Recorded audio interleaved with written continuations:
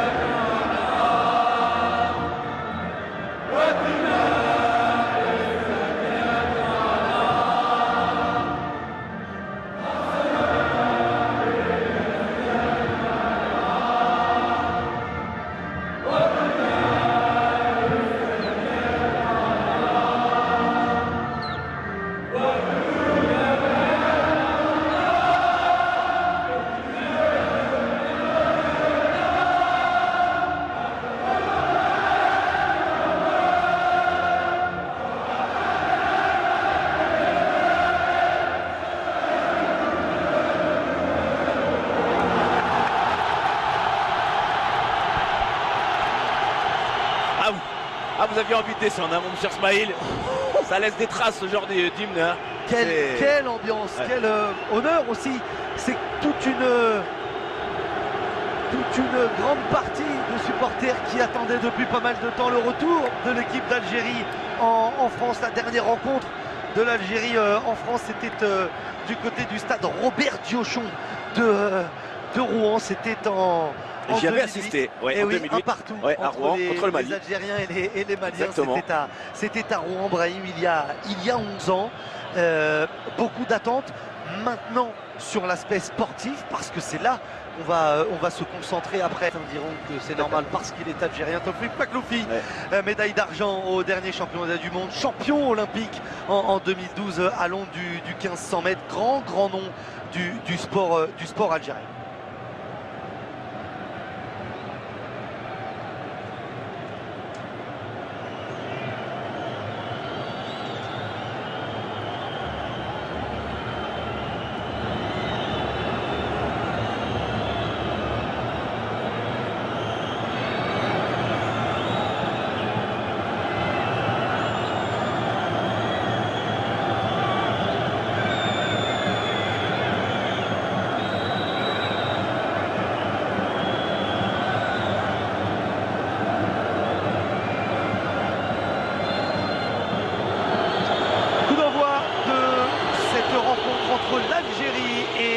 Colombie, match amical sur le papier, match de prestige, match pour l'honneur aussi. Les Algériens ne représentent plus qu'eux-mêmes, ils représentent un continent, le continent africain, puisque les hommes de Djamel Belmadi sont depuis le 19 juillet dernier champions d'Afrique. Ils affrontent un nom, une référence du football sud-américain.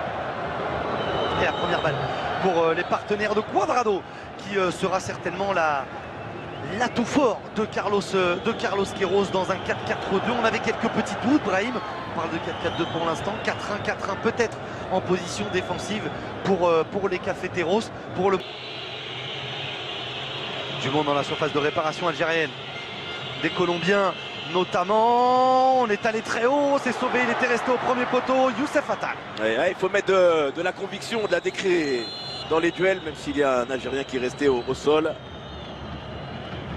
C'est Oscar Murillo qui a pris le meilleur, qui a pris le dessus. Un petit peu de mal à revenir. Rami Ben Sebaini.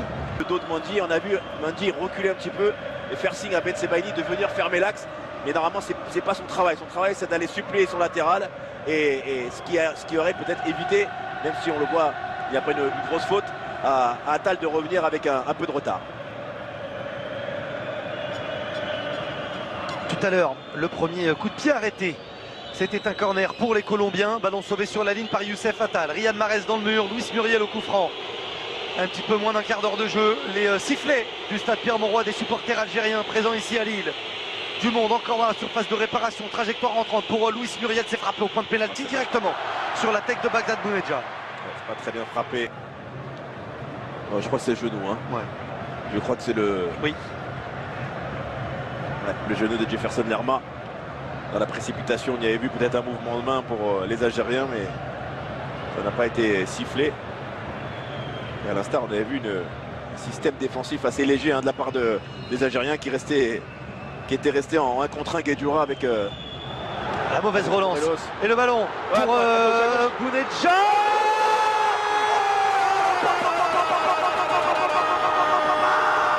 La première frappe algérienne fait bouche. La lucarne d'Ospina trouvée par Bagdad Bounedjah. Quel but! Quel but! Quelle frappe enveloppée! Il y avait peut-être un 2 contre 1 joué, peut-être un décalage, peu à gauche, peut-être un décalage à droite. Lui, comme en finale de la Coupe d'Afrique des Nations, a choisi la solution individuelle et il permet à l'Algérie d'ouvrir le score. Il permet à l'Algérie, dans une ambiance de folie, de transcender le stade Pierre-Mauroy. Ouais, comme pouvait dire mon cher Smaïl, nos collègues colombiens, un golazo de la part de Bounedjah qui s'est effectivement servi de l'appel de ses partenaires pour prendre l'initiative. Le très bel extérieur du pied de Mahrez. Le contrôle et l'enchaînement est parfait, l'équilibre est parfait pour Bagdad Bounedjah qui vient faire frémir de plaisir tout un suite. Et Djamel Belmadi, lui qui connaît un petit peu ce poste-ci, a besoin de laisser de la confiance à son buteur dans le geste et de l'échec. Pas de faute. Morelos et Monsieur Buquet qui revient.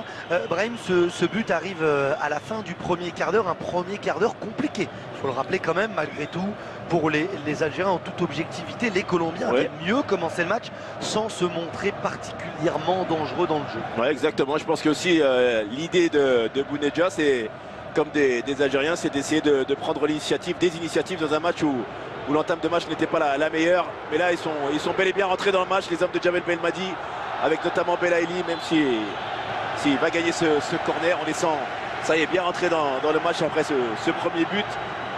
Qui a libéré tout le monde. Ouais. Le corner obtenu par Belaïli.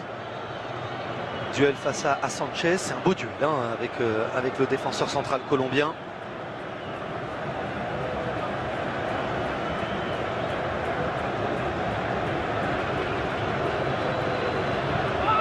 C'est joué à deux rapidement. Benasser sur son pied gauche en retrait. Belaïli, le crochet, non. Belaïli, Benasser, Mahrez, c'est dévié. Deux frappes algériennes, deux frappes cadrées, deux buts. Bounedjah il y a quelques minutes. Riyad Mahrez maintenant. L'Algérie fait le break.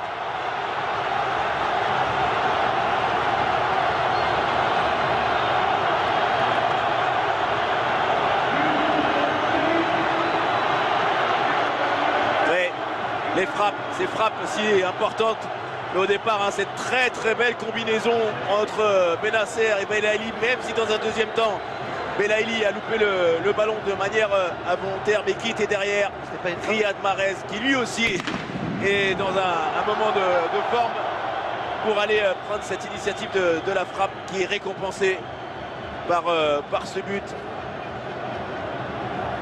Avec ce deuxième but en moins de 20 minutes. Ballon contré évidemment, on revoit le ballon. Ce petit ballon, la frappe loupée, Cuadrado qui tourne le dos. C'est Sanchez. Ouais, il me semble que c'est Sanchez qui dévie ce ballon. Ospina avait anticipé sur son côté.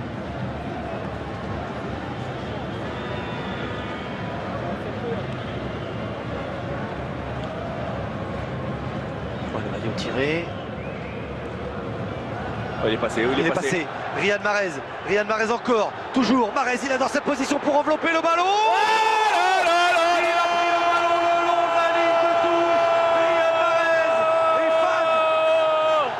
De cette situation, de cette course, et le public algérien est fan de Riyad Mahrez. De son pied gauche, il est venu offrir un délicieux ballon enveloppé pour trouver le petit filet de David Ospina. Le doublé pour Mahrez, l'Algérie mène 3-0, One Two Three.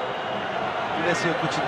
Vive l'Algérie, parce que sur ce but, encore une fois, de la part de Riyad Mahrez, qui vient de réveiller à moitié tout un stade dans cette deuxième période, qui est parti dans son exercice préférentiel sur le côté où il s'est joué de 4-5 Colombiens.